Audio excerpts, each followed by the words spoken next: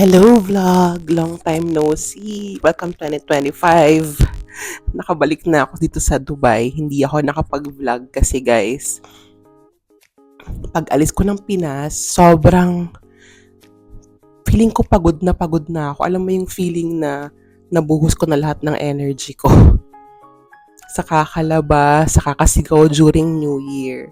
Wala na akong mai-effort. So parang pagbalik ko dito, tinrangkaso na ako. Nag-start yung um, flu, cough, fever, lahat-lahat na guys. So parang sabi siguro ni Lord, ayan, tinodo mo na.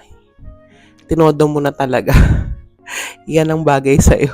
Parang ganun. Hindi naman, pero sabi ko, magva-vlog na ulit ako pagdating ko ng Dubai pero wala talagang chance dahil hindi ko talaga kaya magsalita. Hanggang ngayon actually medyo ngongo pa din ako pero may lakad tayo today kaya sabi ko gawa ako ng short vlog para lang masimulan ko tong 2025 dito sa Dubai. I mean sa January na may vlog man lang akong ma-post. Actually meron pa akong isang vlog na hindi na po-post, yung Ilocos vlog. So, before this, I think po-post ko muna yon. So, yun.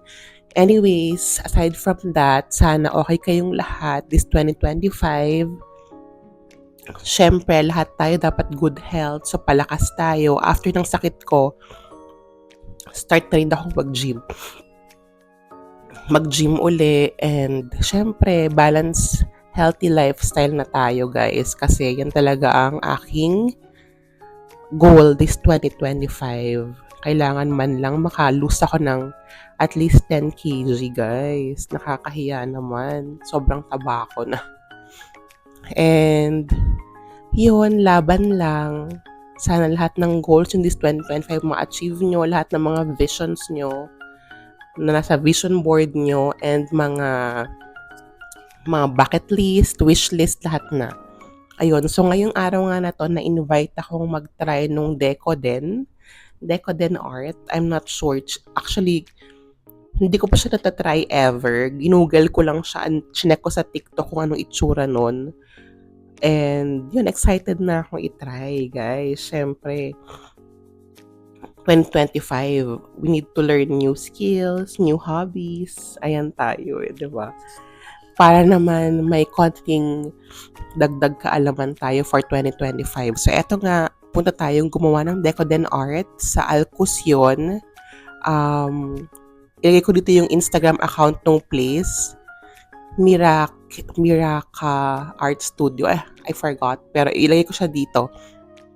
In-invite nila ako. So, tara, punta tayo. I have an appointment at 1 p.m.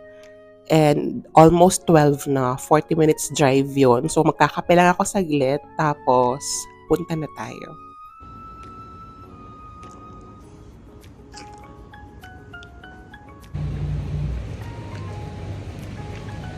Guys, hindi ko alam kung tama ba tong pinasukan ko. Ang gulo kasi ng Google Map eh. Oo, saan ba? Saan ba? Parang nawawala na ako. Guys, nandito na tayo. Ayan na siya, Meraki Art Studio. Let's go!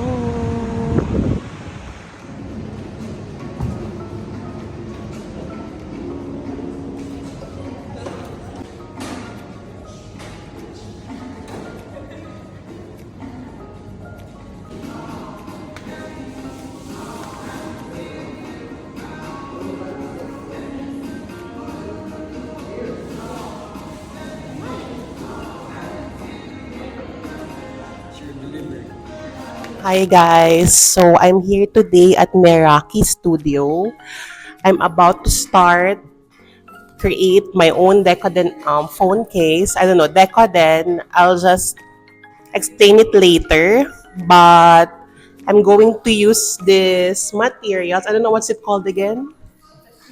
Cream paste. And then we're going to put some charms. So I'm going to select 8 charms and this as well. It's like small charms. I don't know, small stick-ons or something. And yeah, find out the final outcome later. Let's get creative.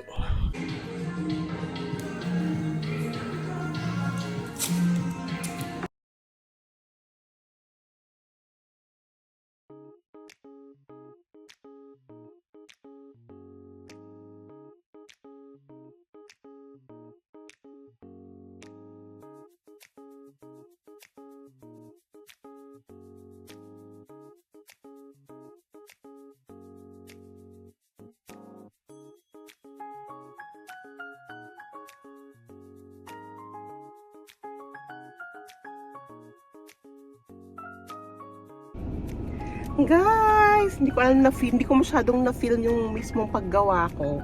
Pero gagawa ako ng reel sa Instagram, panoorin na lang yon. Nag-insert na lang ako ng mga konting clips kung gusto nyong makita.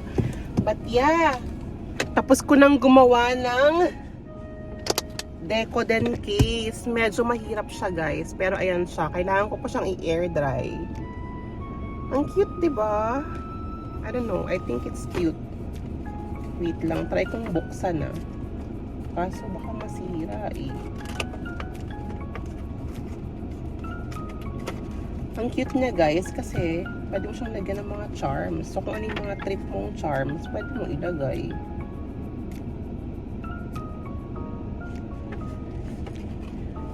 Wait lang, ano to? Anyways, ayan siya guys. Yung para siyang cake.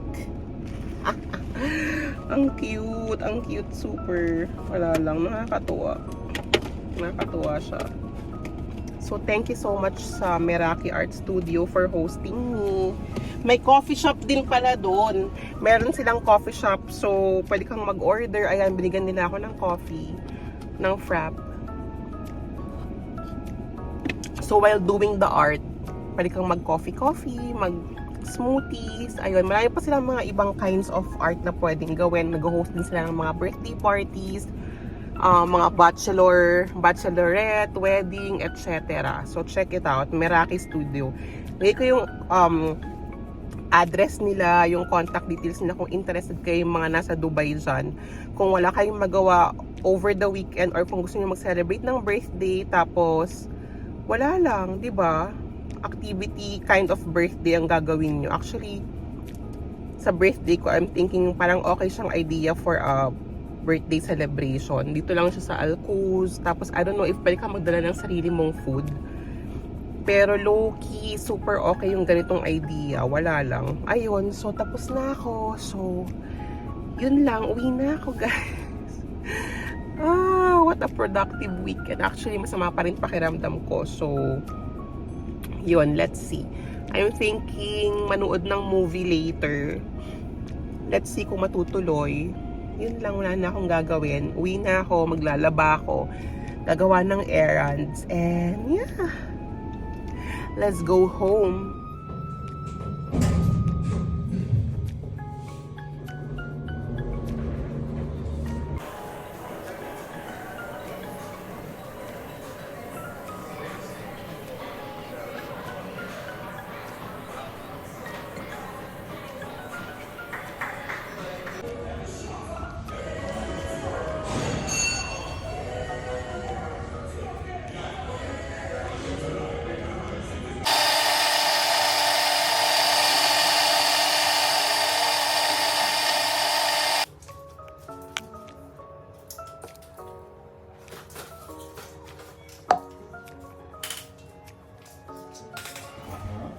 Yes, we're off to watch movie.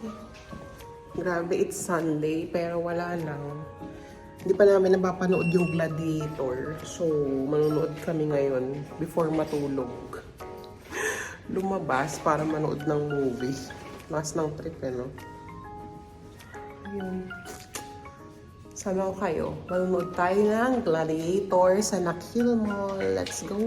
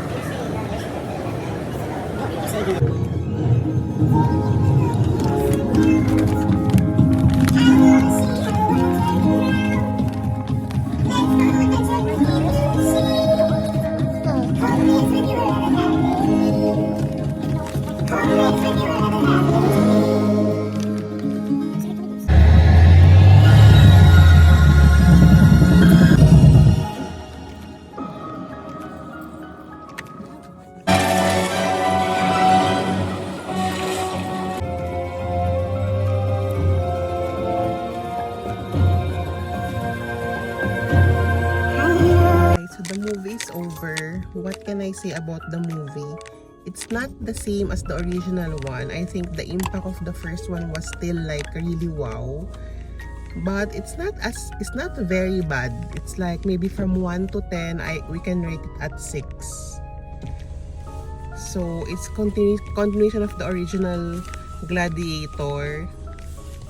So the son will be there. Anyways, I don't want to spoil it. Just if you didn't watch it yet, watch it. Maybe not in the cinema. If you don't want to spend money, you can just watch it illegally. I don't know. Anyways, I'll end the vlog here.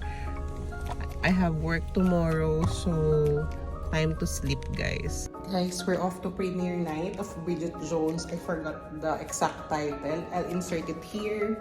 So we're going to Real Cinema in Dubai Mall. The premiere night is at 7 p.m. I'll take you guys along with me. Let's go! I'm wearing ASOS skirt, leftist sando, Shein, H&M loafers.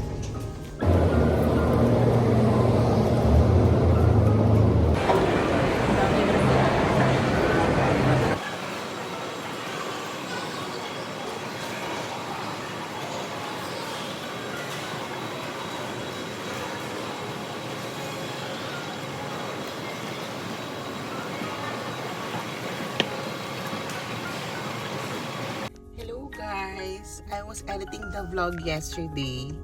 Tapos nakita ko wala pala akong outro. Kasi, explain ko lang nung nanood kami nung Mad About a Boy na premiere night, yung last sequel ba? Or prequel, ano tawag doon? Sequel, prequel ng Bridget Jones. Kinuha yung phone namin before kami pumasok sa cinema. Parang bawal talaga. Naka-sealed off siya na parang vacuum sealed na pouch.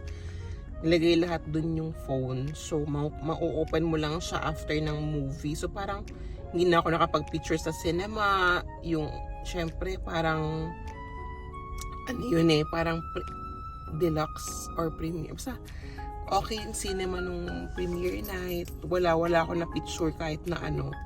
So, yun. Kasi nga hindi ko ina-expect na kukunin nila yung phone. Pero yun lang. Sobrang ganda ng movie. I give it like 4 out of 5. Ganda talaga siya. Parang feeling ko yun na yung perfect ending sa story ni Bridget Jones. After mamatay yung alam niyo naman lang namatay yung asawa niya. Basta, ayokong mag-spoil.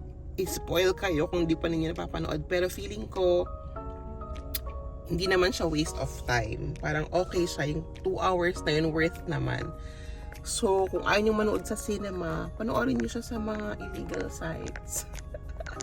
Pin-remote. Pero yeah, kung may time talaga kayo, panoorin nyo siya. Parang okay naman. Or kung hindi pa rin nyo napapanood yung unang movie, panoorin nyo muna yun. Tapos ito talaga yung pinaka-last kasi perfect talaga yung ending na tong movie na to yung perfect na ending para dun sa Bridget Jones story. Yun lang. Andito na ako sa work. Kaka-park ko lang. Actually, late na ako. Pero Friday naman. And during the weekend, meron tayong pupuntahang event, yung Barrio Fiesta Dubai.